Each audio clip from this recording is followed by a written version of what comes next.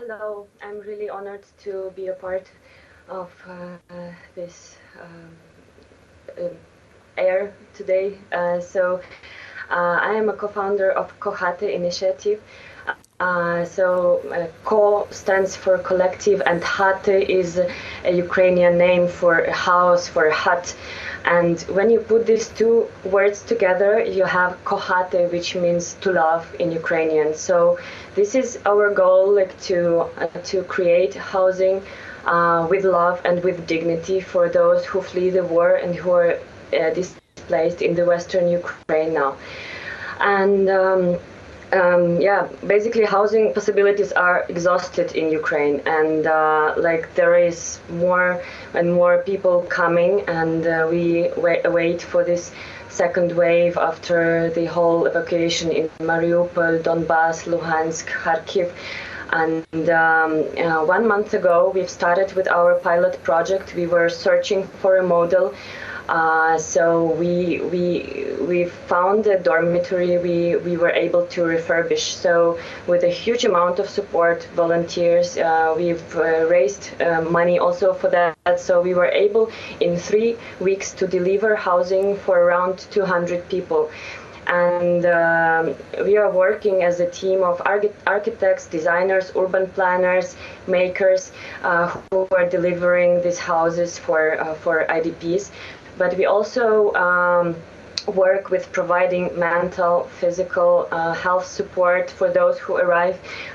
We work with kids, like to deliver educational program for them, to also to deliver basic needs at the first stage, like as mentioned, mental, physical health support, food, medication, hygiene items. So this is about basic things, but we also create a community within this dormitory. A lot of IDPs and a lot of locals come there to volunteer, to deliver houses for those who lost it. Tell me more about the people that you are helping right now. Where in Ukraine are they running from? Are they fleeing from? And what are the stories that they're telling you? Yeah, so most of the places are, so this is the eastern Ukraine, so Kharkiv, Mariupol, Donbas. Those are the full communities, like universities being displaced to western Ukraine.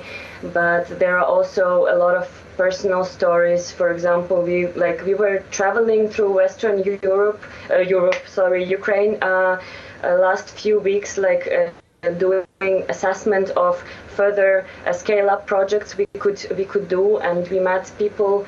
A woman, Valentina, who was able to escape from Volnovakhy. She is the same age approximately, and she has the same name as my grandmother. And she was like howling all the time because she still has her daughter in Mariupol. I really hope, like, we are still in contact with her. I really hope she will be able to escape these days, and we will be able to deliver a home for both of them together.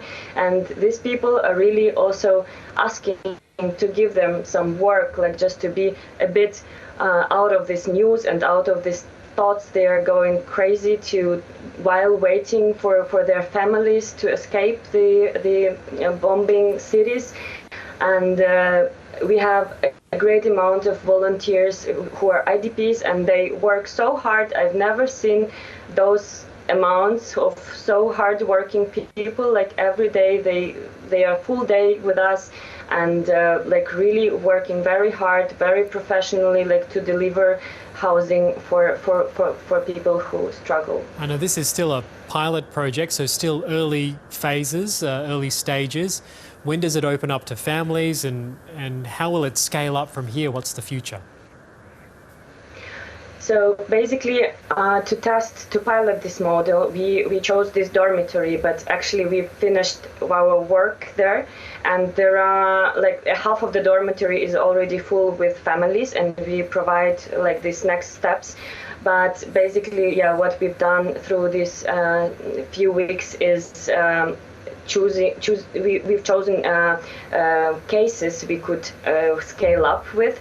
So for now we have like up to 10 cases of hotels, dormitories, former internats, like for kids, we could further work on. Like those are in 5 different cities in the western Ukraine. Those are smaller cities who are still capable to host, to volunteer. So this is not Lviv. Like Lviv is really overwhelmed now with people, with support, with food, and but there are small cities which are we find more capable now to absorb a bigger amount of people and are able to give support. How important is it that Co-Haty brings people together and has that community feel, and does it help in an economic way as well? Yeah, so basically we think about both sides. We really want to deliver this safe housing for people who are under missiles now, so because they need to make this decision to go to Western Ukraine, so they are able to have some housing. But on the other hand, we have a great kind of brain drain. We lose our best capital, like human capital, technological capital, scientific capital, when we have not IDPs but refugees who go away from the country. And we really struggle to have these housing possibilities for people to stay and to keep economy working, to keep companies working. We also, through our work, we do, for example, beds, furnishing, textiles, like all is made locally so that companies, businesses, manufacturers continue working, and we deliver products, we deliver jobs, we pay taxes, so that basically what is important to understand now that Ukraine is a very big country and we are simultaneously in different phases of the war today in Ukraine, and that was not the case for the wars we've seen last decades, right? So we really need to build this back office for Ukraine, you know, to an accumulator for all our capitals to go further and to be able to rebuild Ukraine in future, so that we do not lose everything, right? Anna, I've been to Ukraine. It is a large country. I've been there several times. I've been to Lviv and know that Lviv is different from Kiev and different from Chernihiv, but it is a big country. Just wonder, this war, it's going on, it's dragging on, it has no end in sight. What is the mood, what is the Ukrainian spirit like where you are right now? I mean, I've never seen anything like that. This amount of people working together, like so effectively, like people have such a great heart and such a capacity, such a knowledge. Like basically, I've met so many people. So it is fantastic. It is hundreds of people who work as one organism. Like this is really, the support is so distributed, so efficient. So I really highly recommend people to donate, to find a way to support local communities, to support local NGOs, like to deliver this distributed help, because sometimes like these bottlenecks, you know, with bigger organizations or cities which are not capable anymore to redistribute this money or materials or whatever. So this could be a very great help if people help through the trust we create within our teams and like communication, so that they find a place they want to contribute, and they support people with resources, finances, like good word. It is always like a big support for us, because it is hard, and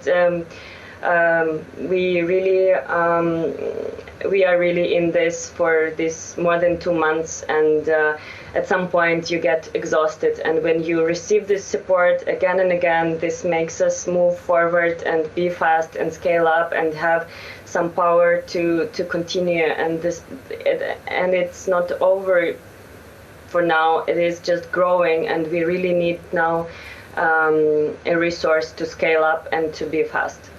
Anna Pashynska, thank you so much for your time. Wonderful work, and keep it up, please. Thank you. Thank you so much.